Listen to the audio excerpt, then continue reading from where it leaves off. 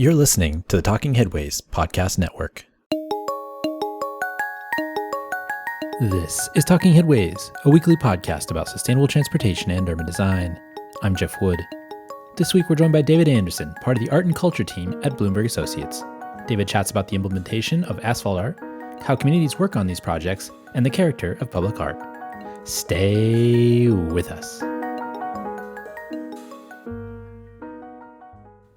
Today's podcast is brought to you by our super generous Patreon supporters. Thanks for supporting each month. We really appreciate it. To join this merry band of zoning nerds and infrastructure wizards, go to patreon.com/theoverheadwire.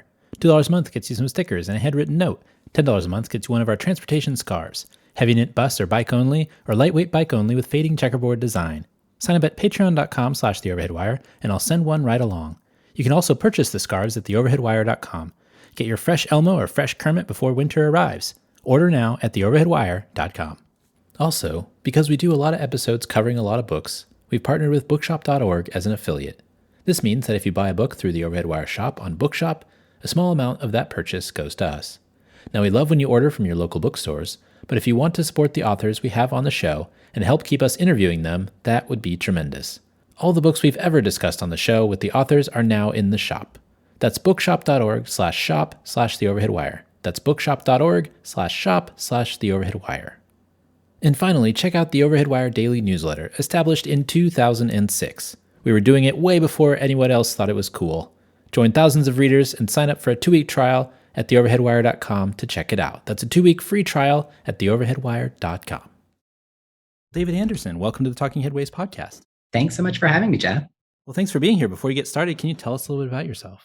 Well, I love cities and I love art, which I guess is the reason I'm here today. I grew up in New York City. I am a visual artist, so mostly a painter, but I also dabble in some other media. And in my day job, I work with city governments to help them better support their cultural sectors and help bring great cultural experiences across all communities in their cities. So I do that through Bloomberg Associates, which is the pro bono municipal consulting wing of Bloomberg Philanthropies, Mike Bloomberg's charitable foundation. And Bloomberg Associates, we work with our client cities across a host of disciplines: transportation, sustainability, urban planning, and I'm on the arts and culture team. And mostly when we engage with the city, I'm working with their arts agency, if they have one, on whatever issues are challenging them at the moment. Often that's around equitable grant making or data collection and evaluation, which is a big thing in the arts, often like oil and water. And of course, public art and art in the public realm. So one of our spin-off projects that I manage with our transportation team is the Asphalt Art initiative, which I absolutely love, and is a program that helps cities use art on transportation infrastructure to improve street safety, revitalize public space, and engage their communities in the process of shaping their streets. It's a wonderful program. I'm excited to talk about it more because it really shows off what art can do in cities. We'll get there in a second. I want to ask you about your personal experience in art and background. How did you get started being an artist? I mean, what was the first time you ever thought, this is what I want to do, this is who I want to be? Well, so growing up, I was more of a theater kid, really. I did a lot of performance, musicals, stuff like that. And I really painted as a hobby, something that I like to do at the end of the day.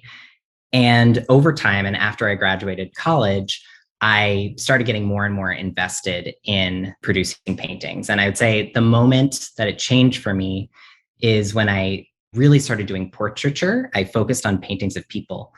And it meant that I had to sit down and really get to know someone, get to know their face, and know what I was trying to show about them in a visual way. And it meant that I cared more about my art. It meant that I spent more time on my paintings. And so it just became a bigger part of my life. That was probably about a decade ago. And so throughout my career, I've taken some time off to focus full-time on painting. Right now, it's on the side, but still a big part of my life. That seems like something that can be, connected to the rest of your work as well. Sitting down, thinking through things, examining the subject that you're trying to help, portray. I'm wondering, how that kind of experience gets into your work. Yeah, absolutely. I mean, there are certain moments where I get more involved in one of our projects and get to work directly with artists that make me feel like I can be part of the creative process through my day-to-day work as well. And that there's something I think where having been an artist, having spent time doing it full time, trying to get my artwork shown in galleries, sell things, it gives me an insight into what artists in cities are trying to do. And so I can be a little bit more of an advocate when we're talking to government officials who aren't really working with artists day to day and trying to make the circular peg of art fit into the square hole or whatever. What is their response then? Like, what is the public officials' response to art generally when you approach them with these types of projects or when you try to bring art into other types of infrastructure or general city projects? It depends on where they're coming from, but one of the strategies that we often tell our clients and the artists and arts workers, creative professionals who are trying to advocate for the arts in city government is to show how arts and culture can meet other civic priorities. So if a mayor has a priority of economic development or growth of tourism or neighborhood investment, or public health or education, find out how you can make the case that arts and culture supports those, because it does. Arts and culture weaves throughout different city sectors and has really tangible impacts across them. Often they're hard to quantify, but there are ways of telling the story using data, using narrative, using anecdotes, where you can show that arts and culture isn't this nice to have thing on the side, but it actually can be something you weave into your civic priorities and your civic projects. Is it more often that the officials understand what you're trying to do or they start out skeptical? It depends. We're working in the city of Newark, New Jersey right now, and Mayor Baraka is Amiri Baraka's son, the famed poet, and he himself is a spoken word artist. So he gets it. It's like top of his priority list.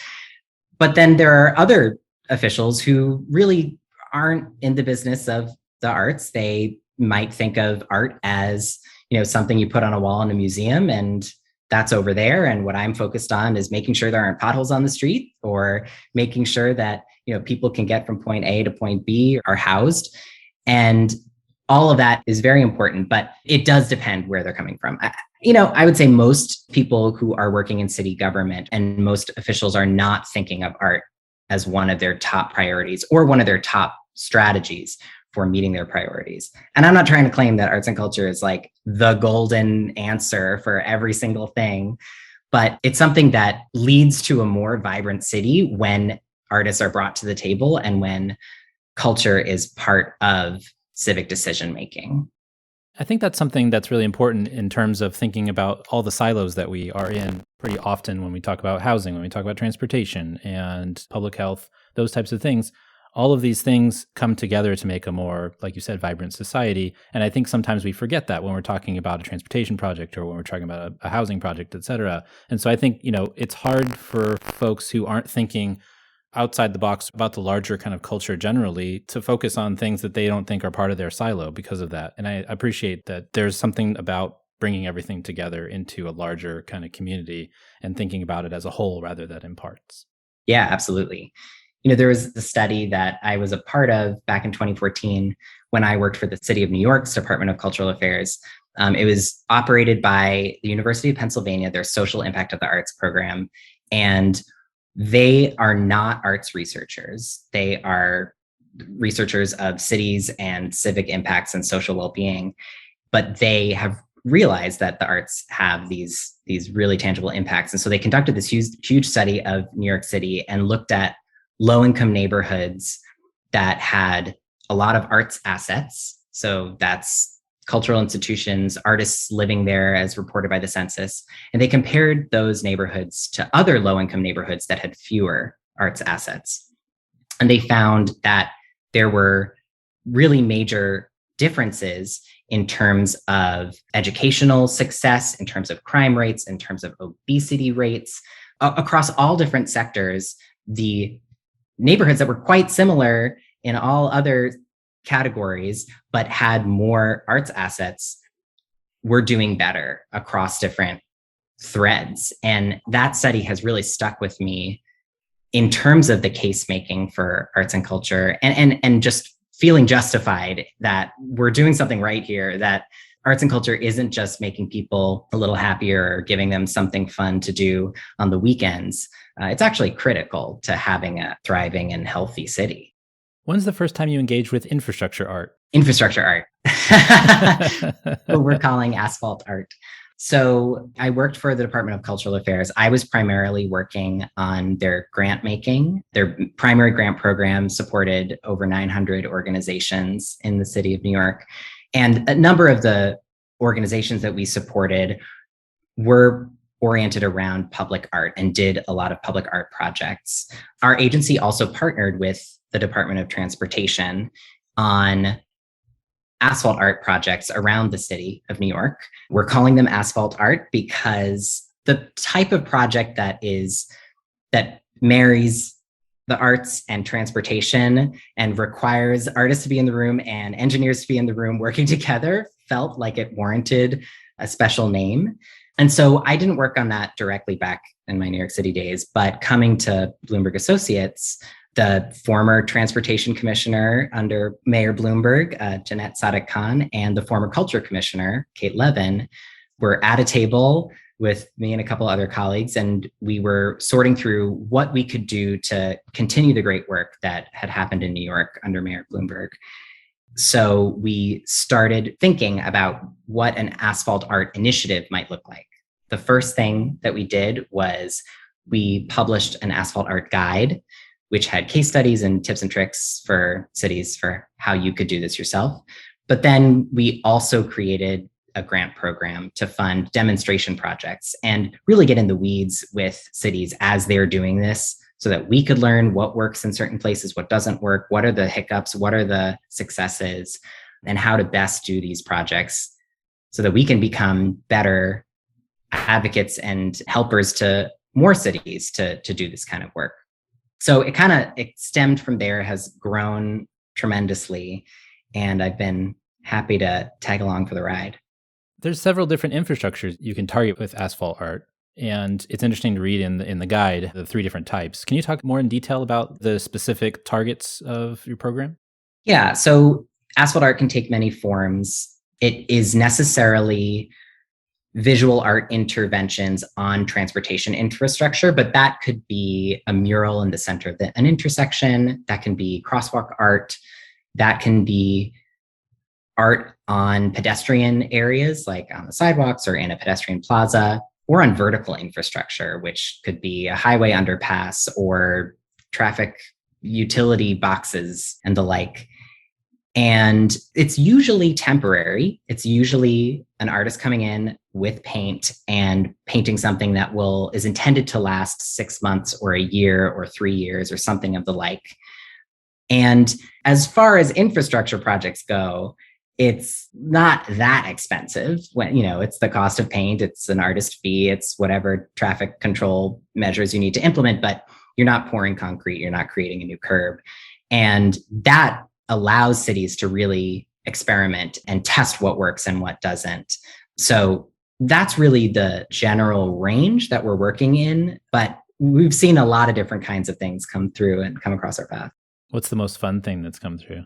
The most fun? That's hard to highlight, but I'll talk about one project that I absolutely love in Reno, Nevada, that I got to check out in person, because a lot of this has happened during COVID, so I haven't gotten to visit them all. But this was a giant concrete cap that was put over a sunken rail bed right in the heart of downtown Reno. So originally there had been an overground train. It was dropped below ground. They put this concrete cap over it. And then there was this giant empty space that nobody was using. And it was baking in the sun and people were walking across, and it was kind of miserable. So that was done like 15 years ago. This recession hit. Nothing was done with it, even though there were hopes and dreams. And finally, they decided to commission a huge mural. It was 18,000 square feet that artist Brad Carney flew out from Philadelphia to complete. And he brought in community members to help pick what types of imagery would be included in the mural. He brought out volunteers to help paint with him over the course of a couple weeks. And it's this wonderful, playful, enormous space that's now an event plaza. They've also planted some trees for shade. They bring out food trucks. They have yoga classes. And someone sent me a video of roller skaters like skating along all the different lines of the artwork. And it's just such a big, powerful wow moment when you come into Reno. It's right next to the biggest little city sign in the heart of Reno. So I love it. That one it's just a really fun one. You mentioned all the folks the artists brought in, the community members and stuff. Is there a public input process? Is there a way to kind of connect with the community? Because you can't just like helicopter in and start drawing something. It has to be something that comes from the locals. Absolutely. These projects really are most successful when community members are engaged from the get-go. We've seen community members be involved in all sorts of different ways. Sometimes it's just a survey where community members are voting on which design they like best or which artist to choose. Sometimes it's bringing community members out to help paint, pick up a paintbrush and actually, put paint on the ground, which is a really special thing that you don't get a chance to do that often. Several of our projects have gone a step further and brought community members to be a part of every element of the design process. And one great example in Cincinnati, they held a chalk inspiration day where community members came out and did chalk drawings on the ground. The artist took pictures of them all and then incorporated some of the figures and shapes into her design. In another project in Pittsburgh, they were doing a geometric redesign of a confusing intersection to make it safer in a neighborhood that had a very strong neighborhood community group. And the community group members held design workshops where each member had a map of the intersection, and in going through how they use the intersection when they're walking, when they're biking, when they're driving, they started drawing out different ways that they thought the intersection should be shaped so that it could be safer for all those multiple uses. And ultimately, the engineers that did the final design based it on the community designs that were turned over to them. And then the last one that I'll share that is probably my favorite of our community examples is in Chattanooga. And we funded a large asphalt art mural in front of a new grocery store in a neighborhood that was historically a food desert. And the team, alongside the mural, created these individual teams of community members, each led by an artist. And they were each given $3,000 to do some kind of complementary intervention to the asphalt art mural. It was called Planning by Doing Workshops. Love that name. And so community members picked what they wanted to see alongside this new great piece of art. And so one group created this colorful bench. Another group got those big industrial spools and turned them on their sides and painted them and turned them into tables. Another group made stencils and painted a safe route to and from a nearby elementary school so that school kids could come and see the art and spend time in the new space that was created. And it was just this wonderful way of both giving community members the opportunity, but also the tools and resources to create stuff that they wanted to see and create a new public space that was literally created by the community. Is really just, there have been so many different examples of community engagement, and it is integral to these kinds of projects for them to be successful. It's interesting to hear about the different materials. There's chalk, there's paint, there's all kinds of ways that you can improve a space. You mentioned the old spools. I'm curious, how long are the interventions and the art projects meant to last? Are they permanent? And what's the maintenance like on them as well? Because it seems like some of the paint might get scratched off after a certain amount of time if it's a well-used space. I'm curious about that, the maintenance, the long-lasting effects of these places. Yeah, absolutely. It differs from project to project and what the goals are. So, for one project where they're trying to drive more attention to a downtown district, like we had in Saginaw, Michigan, they painted 3 intersection murals along a major street, but the street was pretty heavily trafficked. So the murals started to fade away as traffic came over them, and they went in and refreshed them a little bit, but then ultimately the murals faded away and were removed because they were intended to be a temporary piece. Other murals, if they're on a street that has less traffic, or they're in a pedestrianized area. Many of our projects, the artwork is painted in the curb extension. So it's really only used by pedestrians. That can last for a couple years. And once it kind of faded away or served its usable life, then it's up to the city to decide, do you power wash it away? Do you get people out to refresh it and repair it? Or do you commission a new artist to come in and put in a new design? And it just depends on what the goals of the space are. And some of the projects really lead to permanent interventions. So it's you install a curb extension that's just paint and those plastic flexible bollards, and you try that out for a year. And when you see that it works, maybe you do some metrics collection and find out that it's actually safer for the people walking across the street. Then you can pour concrete and extend the curb and create a permanent plaza. Well, that's another thing is the success rate of safety for these projects, especially when you're doing bulb outs, especially when you're doing specific pedestrian safety items. What's been the findings on how safe these new interventions are when they're installed? So we've been really pleased with the findings. We've tracked individual projects to see their success rates in meeting their safety goals. But we also realize that there's not much research out there on the safety impacts of asphalt art. And so we commissioned a study last year conducted by Sam Schwartz Consulting, an engineering firm, to take a look at a number of asphalt art sites across the country. And there were two parts of the study. The first part looked at crash rates. So it studied 17 different sites that had a few years of crash data before and after the art was installed. And those were all interventions that were in the roadway. So like crosswalks, intersection murals, and maybe had some additional geometric redesigns or curb extensions, but the core of the projects was art in the street. And they found that overall, the rate of crashes involving pedestrians or cyclists went down by 50% after the art was installed.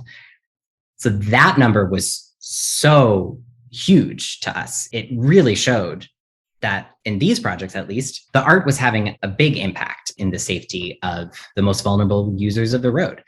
But then the second half of the study was looking not just at crash rates, because that's one metric that is, of course, very important, but really was focusing in on driver behavior. And so we took 5 projects that we're installing during the study period last year, 5 of our projects, and we got video footage from before and after the art was installed.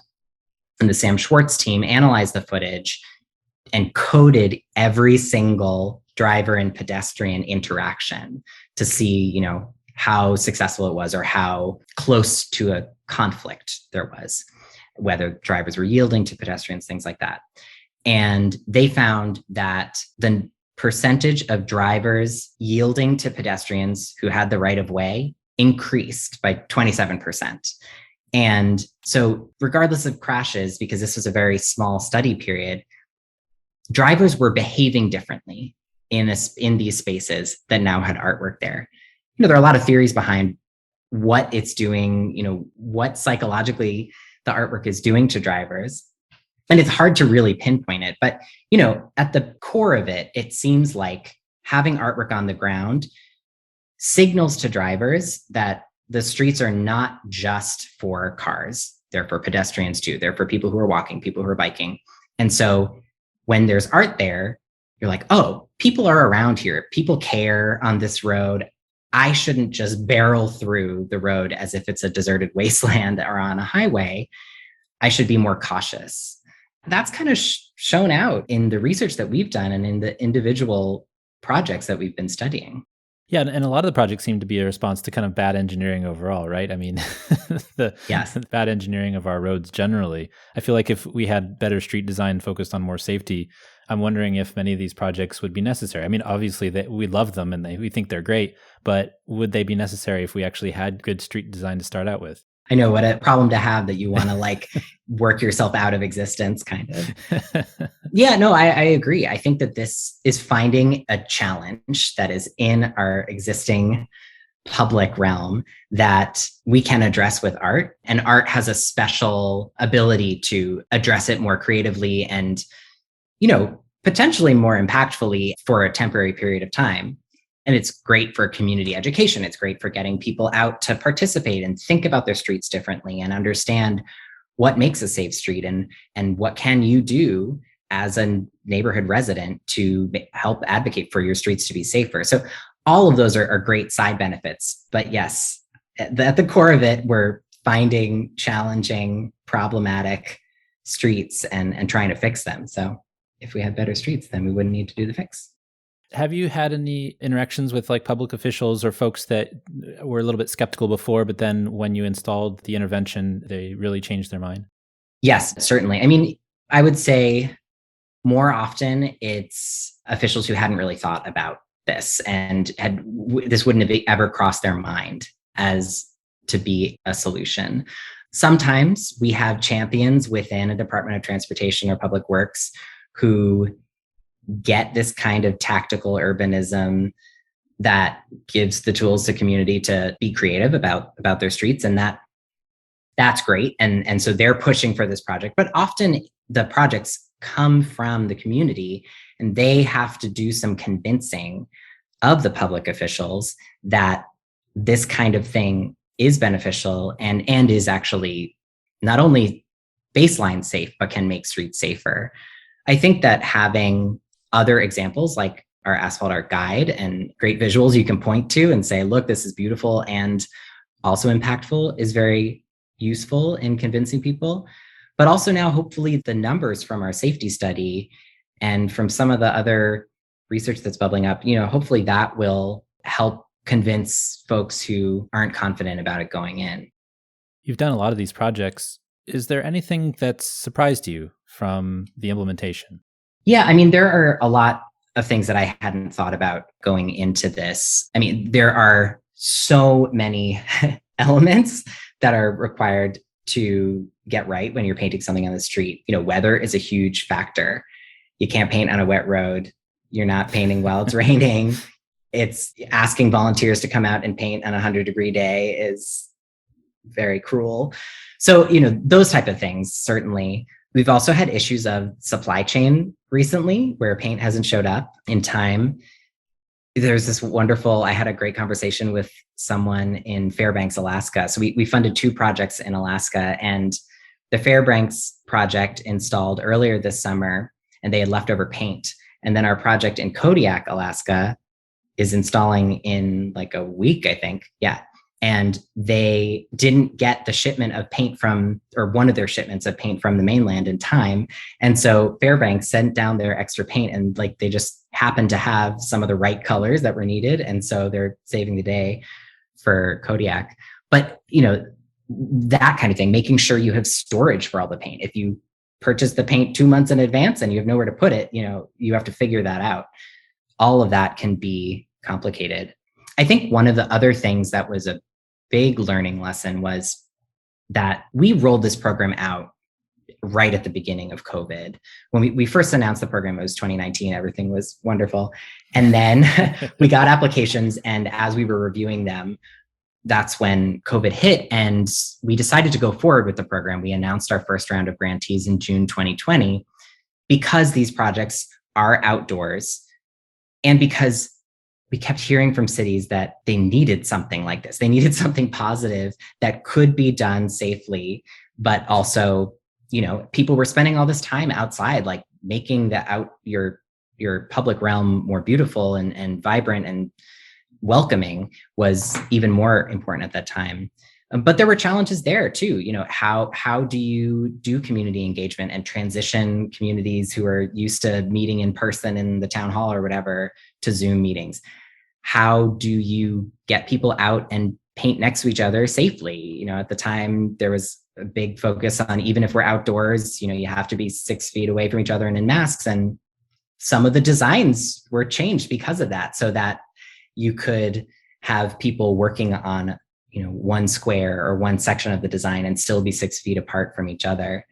And when one project in Norfolk, Virginia, it was thought of as a place that could become a stage or a place where you could dance. And so the artist spaced out these little flower symbols at least 6 feet apart so that people could stand on them and know that they weren't near each other if they were going to be participating in the dance class. So like that kind of stuff, I would never have thought of going into this, but the fact that you're bringing artists to the table to think creatively and figure this out, it meant that we ended up with really meaningful projects that were still pretty successful in light of it all. Does city bureaucracy ever get in the way? Are there times when different departments have different ideas about what they want to do? Or is there any type of miscommunications that happen between? Because sometimes, from doing this, but also I imagine from just paying attention to any road projects that have been happening, you have to talk to the city engineer and you have to talk to the transportation department and you have to talk to planning and you have to, permits for this and that. Is there any bureaucracy that has kind of come and caused problems for any of these projects? Yeah, there have been a few projects where there was unscheduled road work or utility work that the, right hand and left hand didn't talk to each other. And so artwork went down or a base coat went down and then a piece had to get dug back up. Oh, no. They had to go back and paint over it. But I mean, the lucky thing is that these are painted projects. They usually don't take months to complete. And so, at least in the case of the projects where this did happen in our pool, they were able to fix it pretty easily and seamlessly. But it is hard. Sometimes these projects are led by the city's engineering department or transportation department, but often they're not. And so you really need to make sure that you have the right folks on board and fully committed to the project in order for it to move forward. That's something in our application process. We make sure that the agency with jurisdiction over the city streets is an active member of the project team, has some staff member that they've identified who is going to be joining the calls and looping in everybody who needs to get looped in. But of course, things fall through the cracks all the time. Now, what about these guerrilla movements, the folks that want to go out there and do it on their own without getting any permission? Yeah, I mean, the thing is that I am supportive of like art everywhere. When it comes to art on the streets, though, you are dealing with safety issues. And so, there are some things that you want to make sure you're not obscuring and that you are considering the safety for everyone. And having it like an engineer involved who can say, this is like actually going to totally confuse people or whatever, that's helpful to have. But yeah, I don't know. Say like, if you have a pedestrian plaza and you got some paint, go for it. I guess I've seen a couple of movements in places like Los Angeles where, I guess the cities aren't that responsive to them when they want a crosswalk or something like that. And it's not obscuring like a big mural would be. They're just doing a crosswalk. So it's like a simple project, but the city then goes in and rips it all up, even if it was something that was done to the transportation code that would have done by city officials anyway. So, those types of things are interesting to watch as well. Yeah, absolutely. I mean, and that's the thing. I think also, if there is more of an open stream of communication between the city and communities for what they want and what is needed, hopefully some of those desires would get passed along and actually be heard. In Baltimore, the city's Department of Transportation has a creative placemaking program where communities can apply for a specific intervention that they want to do. And it's more along the lines of Asphalt Art, but sometimes it's really just adding crosswalks or adding bump outs in an area. So they receive these applications all the time and they look through it and they're there to actually work with the community to make sure that they can do something cool and test something out, but that it's following city code and the city isn't going to go in then in a couple months and just tear it out. So outside of Asphalt Art, what other projects are you all working on that might be of interest? Yeah, so we have done a number of public art projects that have been pretty compelling in our work right now. So I mentioned Newark, New Jersey earlier, and there's a wonderful project there that has a beautiful community engagement through line through it. So back in June of 2020, amidst calls for racial justice, a lot of monuments were being taken down across the country. And the city of Newark took down a statue to Christopher Columbus that was in a prominent downtown park. And they donated the statue to a local church who had been part of the commissioning process for it back in the day. And there was then this empty pedestal and an opportunity for commissioning something new. Right now, there are a lot of empty pedestals around the country, and there haven't been replacements that have been made for a lot of them. Sometimes there's a temporary commissioning process. Sometimes artists are coming in impromptu and putting their artwork on the space. But in Newark, they just happened to have done this public art installation the year prior called A Call to Peace, where they commissioned 4 artists to create a temporary installation envisioning what a new monument in Newark could look like. And as part of that, they had a community engagement process where they had a booth out on the park plaza, and they invited community members to come in and, brainstorm, write some ideas down, draw some ideas, have a conversation, share what they thought would be a timely monument for Newark. And one of the ideas that had come out of that work was something honoring Harriet Tubman and the Underground Railroad, which passed through New Jersey and had at least one safe house in Newark. And there's nothing publicly memorializing that in the city at the moment. And so the mayor realized that this was an opportunity to commission a new permanent piece of public art honoring Harriet Tubman and New Jersey's role in the Underground Railroad.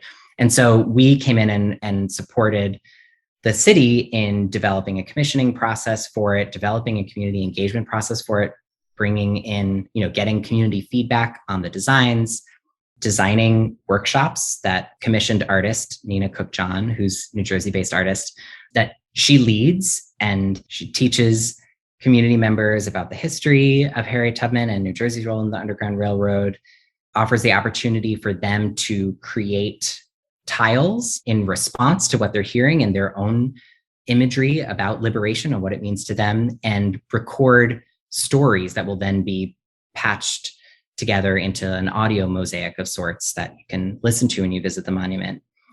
And just this through line of what it means to create public art at this moment, create something that isn't just a statue on a pedestal, but can become a community gathering space, an educational space that can be built together with community members throughout, has been an amazing experience to be a part of and to see happen in this really powerful and special moment in history.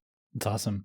When you're talking about taking down, monuments and the number of pedestals around the country, it makes me think that, there's a lot of other opportunities, obviously, for changing or creating some educational opportunities, like you mentioned. We can't just put up Godzilla statues, things like that, Velociraptors or something, something, although maybe someplace silly they could. But it just reminds me, actually, a number of years ago, and this is related but unrelated, but a number of years ago, I think it was Adult Swim, which is like a cartoon, show on Cartoon Network or whatever. There was a show called Aqua Teen Hunger Force, and Boston, they had hung up a bunch of the Moonanites, which were these like little pixel characters that they had all over. And then, people started seeing these pixel characters and they thought they were bombs. They started calling the police and like everybody was going crazy. So it might be something where you have to like tell people about it, and not be guerrilla art on all of the pedestals, but it just made me think of like sometimes people freak out when they see something that they wouldn't normally see, which is a good experience, I guess, but also maybe a little bit frightening for some. Yeah, that's true. I mean, I really think, I really love public art that kind of thinks about public space as something that isn't static and something that you can really experiment with. And it's true, it can go too far. People can misunderstand. And certainly having some kind of like public education or public awareness is helpful when you're plopping a new piece of art into a space.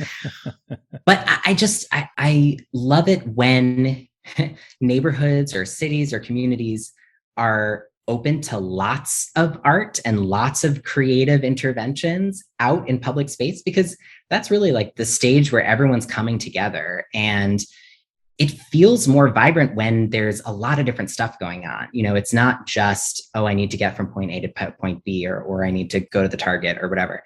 You have surprising things too along your route, and then you can respond differently if you're engaging differently with your spaces along your day.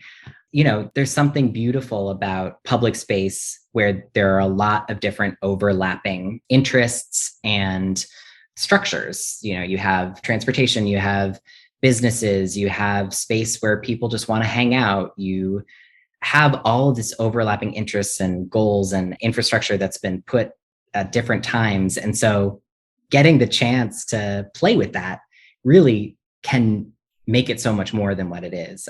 So I think all of this is, leading into a culture of kind of messing with what you think of the public space and what it can do, and opening people's minds to, okay, maybe there is a Godzilla over there, and there's a historic monument over here that I can learn from, and there's this cool new plaza with crazy benches that my kids are going to climb all over. And all of that is part of the landscape and part of what makes my city special. Do you worry about commodification? There was a piece, I can't remember if it was in the New Yorker or maybe it was in the New York Times recently, talking about San Francisco, where I am specifically right now. And they're talking about kind of the techization, that's a word I can't say, but techization or whatever of the city. And they were talking about the honey bears that have proliferated around here. And I know the honey bears. Yeah. And during the pandemic, obviously, they started out in small places, and then there was a competition to have teddy bears in your windows so that the kids could go around and mark them on a map and all that stuff, and which was really cool. But then I don't know if it's gone too far or not, but just the article discussed kind of the commodification, or at least the platformization of individual artists, of technology. They're also talking about self-driving cars and how they kind of are very similar. They're all the same and going around. And so I like your idea of specificity to neighborhoods and the cultural norms of that neighborhood or the cultural aesthetics. But there's also, you can go overboard, and you can maybe, try to make it to where it's everywhere is kind of a memory of this one thing. I don't know if I'm explaining that correctly, but it's something that just popped in my head. No, I get it. My San Francisco friends hate the honey bears. I was there a couple months ago, and I was taking pictures and hate sending them to people. But I mean, the thing is that I don't specifically hate the honey bears, and I don't know the full context, not living in San Francisco. And, in general, my baseline is I support more art out in public. And so I don't want to tell one artist that, his or her work shouldn't be shown in someone else's window or all over a city. But I do think that, opening the doors and making it less special. Like, it shouldn't just be the honey bears that we're hearing about or seeing in everybody's window. It should be more of a culture, or just like an embracing of different artists and different imagery to all be put together to make up a neighborhood character. And that's hard. If something resonates with a lot of people, then great, that resonates, and you're not going to take that back or change it. But I don't know, maybe it's like a little bit too capitalist, but it's like, sure. I mean, there is this ecosystem of artwork, and there are people who are capitalizing on it and who are commodifying it in a way that, I personally wouldn't do or wouldn't want to see with my artwork or with artwork of artists I respect. But that doesn't necessarily mean that other artists aren't doing something inauthentic. Like, I don't think it is messing with the general art world or ethos of design in cities and in public spaces. I think also just allows you to have the conversation, right? He's like, oh, I've seen that. Yes. And then now I can have a conversation about public art, about private art, et cetera. So if it starts a conversation, maybe it's not all bad. And maybe if you hate the honey bears enough, you'll be inspired to go out and make something different that you put in your window. Exactly. Well, there's 2 documents that folks can get in terms of the Asphalt Art. There's the safety study, there's the art guide. Where can folks find those, or actually all of the work that you all are doing? Where can folks find the work that you're doing online? So our website for the Asphalt Art Initiative is asphaltart.bloomberg.org. We have a lot of great resources on there that we're expanding every day. A lot of great case studies and videos of some of our projects and other projects that we've come across. And it's been a really fun place to put all of this great visual material that we've been putting together. We have these great little before and after sliders, so you can transform an intersection yourself. And then to hear more about the work of Bloomberg Associates, which is the consulting wing of Bloomberg Philanthropies, you can go to associates.bloomberg.org. And there are case studies and information about some of our projects in Newark and Kansas City and Houston and around the country, and some internationally as well. Is there a way for folks to get in touch with you, either through social media or online or email, if you want to be found, that is? Yeah, absolutely. So I would say the best is probably through email. It's D Andersson, and that's with 2 S's, Andersson, Swedish, at bloomberg.org. Awesome. Well, David, thanks for joining us. We really appreciate your time. Absolutely. Thanks so much, Jeff. This has been great.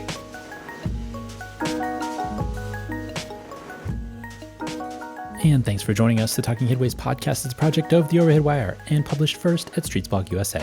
Thanks to our wonderful Patreon supporters for sponsoring this week's show and Mondays at The Overhead Wire. Find us at patreon.com/theoverheadwire. And you can sign up for our 16-year-old newsletter at theoverheadwire.com. And you can also listen to our show on your podcatcher of choice, including Spotify, Stitcher, SoundCloud, iHeartRadio, and Apple Podcasts. And if you can't find it there, you can always find its original home at usa.streetsblog.org. We'll see you next time at Talking Headways.